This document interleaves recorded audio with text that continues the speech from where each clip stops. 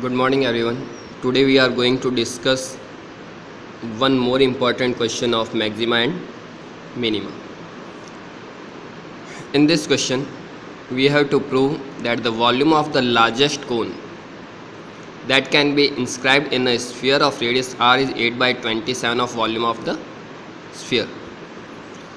सबसे पहले हमें क्वेश्चन के अंदर गिवन वर्ड को सर्च करना है। इस क्वेश्चन में कहीं पे भी गिवन वर्ड नहीं दे रखा। इसके बाद में इंस्क्राइब्ड वर्ड को सर्च करना है। ये रहा इंस्क्राइब्ड वर्ड। अब आप क्वेश्चन को अच्छे से रीड करें। Inscribed in a sphere of radius R, cone is inscribed in a sphere of radius R. Again cone is inscribed in a sphere of radius R. Means हमें sphere given है और उसके अंदर आपको क्या करना है, कोन को कट करना है जिसका वॉल्यूम मैक्सिमम होना चाहिए। क्लियर? जो चीज़ हमें गिवन है, inscribed in sphere of radius R means हमें स्फीयर गिवन है, तो स्फीयर के जितने भी कंपोनेंट है, स्फीयर का केवल एक ही कंपोनेंट होता है रेडियस आर, और वो इस केस के अंदर क्या रहेगी, कांस्टेंट। चलो स्टार्ट करते हैं। सबसे पहले इसका आपको डायग्राम ट्रेस करना होगा। यहाँ पर मैंने स्फीयर ड्रॉ कर रखा है, स्फीयर में कोन ड्रॉ कर रखा है, कोन की हाइट को स्मॉल एच से डिनोट कर रखा है, कोन की बेस रेडियस को स्मॉल आर से डिनोट कर रखा है, और यहाँ से यहाँ तक ओ बी ये स्फीयर की रेडियस को रिप्रेजेंट कर रहा है।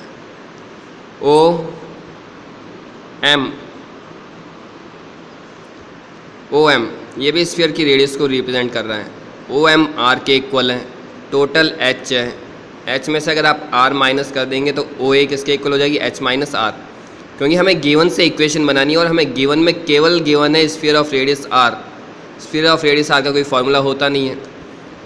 अब अगर आप इस डायग्राम को ऑब्जर्व करेंगे तो यहाँ पर ओ ए बी एक राइट एंगल ट्राइंगल बन रहा है, और राइट एंगल ट्राइंगल में hypotenuse square is equals to base square plus perpendicular square की कंडीशन अप्लाई कर सकते हैं। मीन्स पाइथागोरस थ्योरम अप्लाई कर सकते हैं।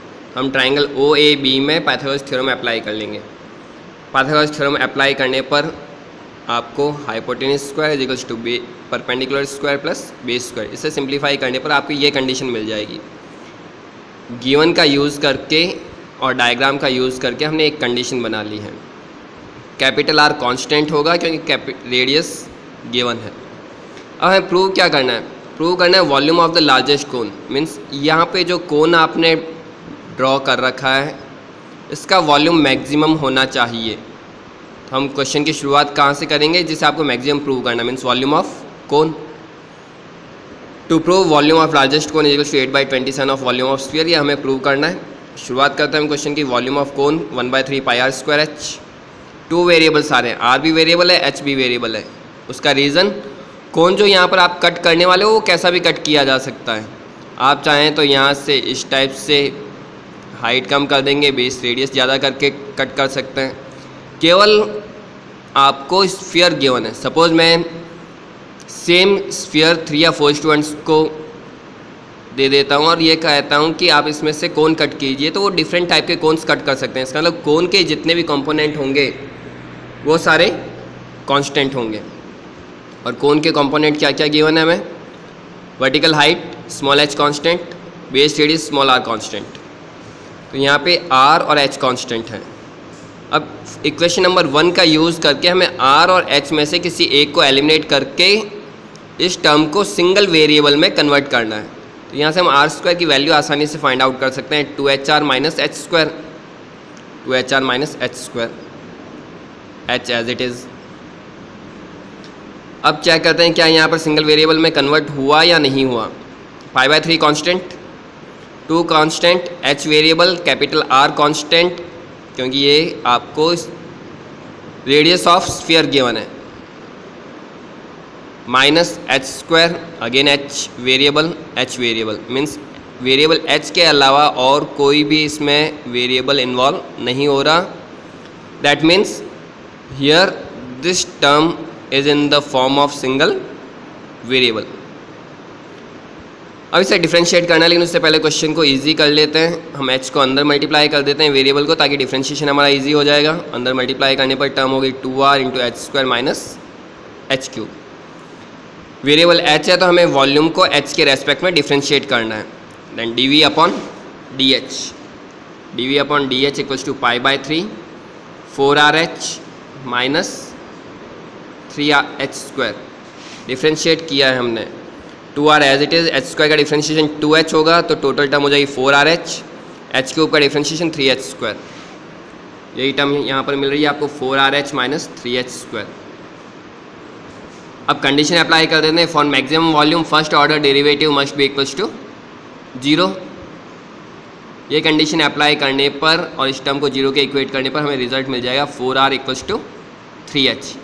यहाँ हमें रिजल्ट मिलना चाहिए जो हमें प्रूव करना है, और हमें प्रूव क्या करना था, हमें प्रूव करना था volume of largest cone is equals to 8/27 of volume of sphere, और in other words we can say that volume of largest cone divided by volume of sphere is equals to 8/7। we have to prove volume of largest cone upon volume of square is equals to 8/27।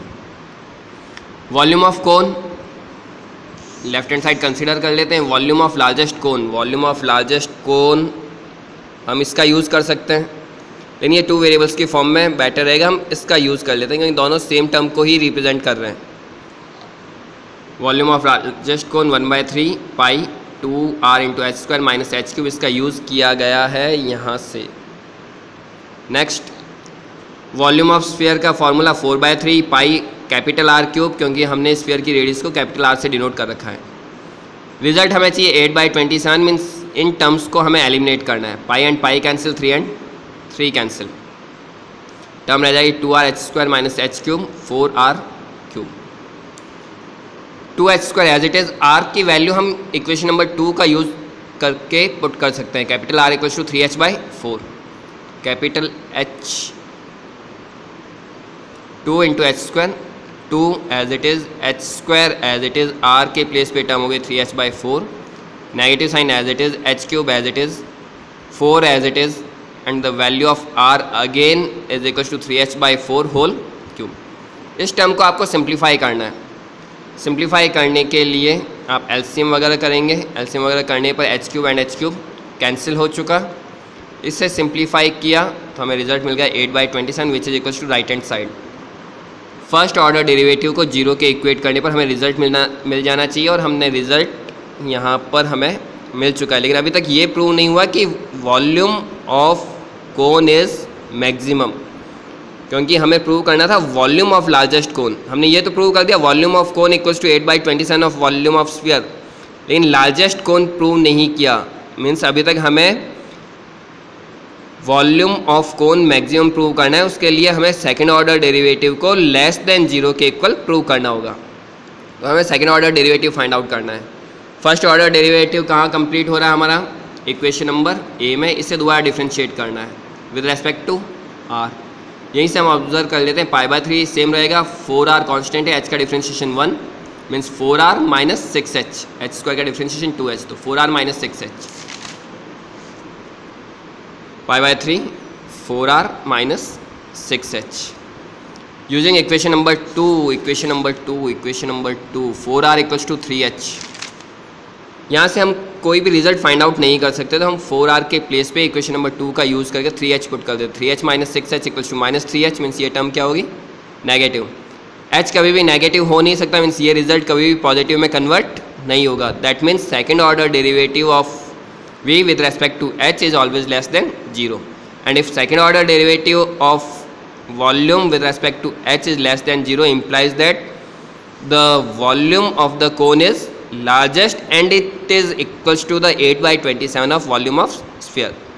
Thank you and have a nice day.